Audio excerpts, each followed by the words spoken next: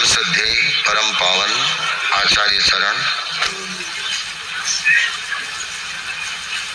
समादरणीय साध्वी प्रमुखा श्री जी, साध्वी वरिया जी, मुख्य मनीषी जी, साधु साध्वी वृंद, बंधुओं बहनों, चतुर्मास प्रारंभ से पूर्व समाज में ये संदेश निकलते थे कि गुरुदेव के प्रवेश में, चातुर्मास प्रवेश के संदर्भ में अब 100 दिन बाकी है, अब 75 दिन बाकी है, 50 दिन बाकी है। ऐसे करते करते एक दिन ऐसा आया कि परम पूज्य आचार्य प्रवर का इस संयम विहार में प्रवेश हुआ और प्रवेश के साथ ही कार्यक्रमों की श्रृंखला शुरू हो गई। अब तो दिन नहीं, आवर्स में इसकी गिनती चल रही है।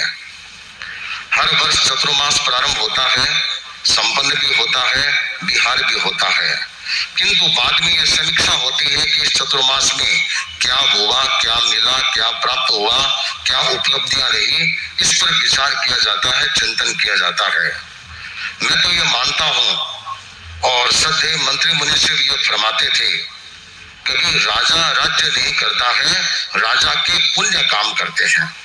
मैं तो मानता हूं कि परम पूज्य आचार्य प्रवर एक पुण्य पुरुष है। पुण्य पुरुष भी सामान्य नहीं है, अक्षय कोश है पुण्य के। ये जहां प्रवास करते हैं, जहां विराजते हैं, वही स्थान एक तरह से रमणीय बन जाता है। ये स्थान हमने पहले भी देखा है, इसका क्या स्वरूप था समझ में नहीं आती थी, कहाँ जगह है कहाँ नहीं है।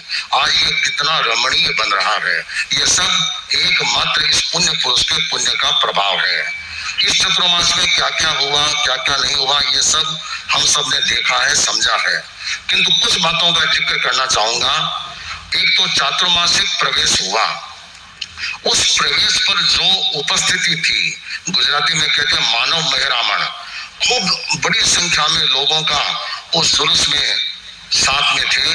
और इसके साथ साथ हम देखते हैं, जैसा कि साध्वी वरिया जी ने कहा, इस इतना विशाल पंडाल, करीब करीब ये अंदर का हिस्सा जो बता रहे हैं 80,000 स्क्वायर फुट का होगा और बाहर की दोनों साइड ये इतनी विशाल जगह लगभग बड़ा बड़ा नजर आता था। नहीं तो इतनी उपस्थिति 4 महीना लगातार रहना बहुत मुश्किल है, किंतु ये सूरतवासियों का विशेष उत्साह, उमंग और भावना का परिणाम है।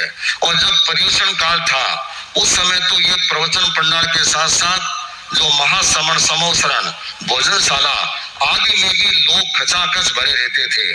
और जो पोषद हुए संवत्सरी के दिन करीब करीब 6200 से भी अधिक पोषद हुए। एक एक आंकड़े अगर दिए जाएं तो ये एक ऐतिहासिक है। मुझे याद है कि मैं एक आचार्यों का जीवन पढ़ रहा था, तो उनके जीवन की सर्वाधिक उपलब्धिपूर्ण बात यह बताई गई कि उनके जीवन काल में एक बार 1800 पोषद हुए। तो या तो आचार्य श्री महाश्रमण जी के सानिध्य में 6200 से अधिक पोषद तो केवल संयम विहार परिसर में हुए, जो आंकड़े हमें एकदम विधिवत प्राप्त हुए। थोड़े बहुत और भी हो सकते हैं। तो इतनी बड़ी उपलब्धि होना ये कोई सामान्य बात नहीं है। अगर हम एक एक चीज का ऐतिहासिक परिप्रेक्ष्य में समाकलन करें तो न जाने कितने कितने कीर्तिमान स्थापित हो सकते हैं। आचार्य प्रवर ने फरमाया था ना कि 50 कीर्तिमान गुरुदेव के जीवन के हमने बोले थे। तो मैं तो मानता हूं कि आचार्य प्रवर के जीवन में भी ऐसे वर्ल्ड रिकॉर्ड्स होते हैं, वैसे 13 रिकॉर्ड्स में अगर देखें तो कितने कितने कीर्तिमान आचार्य प्रवर के जीवन में घटित हुए हैं। उनमें कुछ कीर्तिमान सूरत के साथ जुड़ गए हैं। ये सूरत वासियों के लिए विशेष प्रसन्नता की बात है। चतुर्मास होता है, उसमें उपस्थिति, उमंग, व्यवस्थापन, प्रबंधन सब तरह का योग होता है। उपस्थिति की दृष्टि से बड़ा उल्लेखनीय रहा, उपलब्धियों की दृष्टि से भी बड़ा उल्लेखनीय रहा, उत्साह की तो कहना ही क्या। और इसके व्यवस्थापन के लिए चातुर्मास प्रवास व्यवस्था समिति का गठन होता है। कोई भी समिति बनती है, अध्यक्ष तो एक ही होगा, संजय जी सुराना अध्यक्ष थे, स्वागताध्यक्ष हमारे संजय जी जैन थे, किंतु उनके पीछे एक पूरी टीम होती है और काम वही सफल होता है जो पहले योजनाबद्ध तरीके से पेपर वर्क किया जाता है। पेपर वर्क करने में भी इन लोगों को 2-3 महीने लगा, किंतु पेपर वर्क करने के बाद फिर जो कार्य होता है वह व्यवस्थित होता है, जो हम हमारे सामने है, आंखों के सामने है।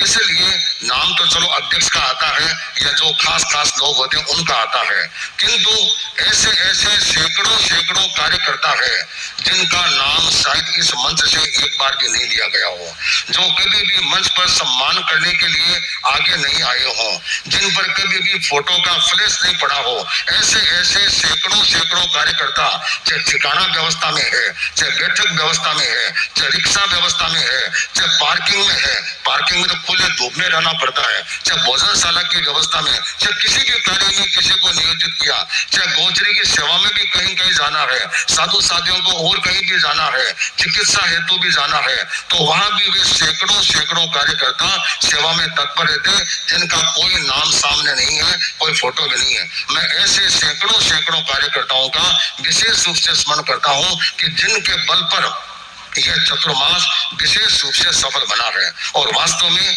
ऐसे कार्यकर्ताओं का समायोजन होता है तभी ये कार्य सफलता पूर्वक आगे बढ़ते हैं।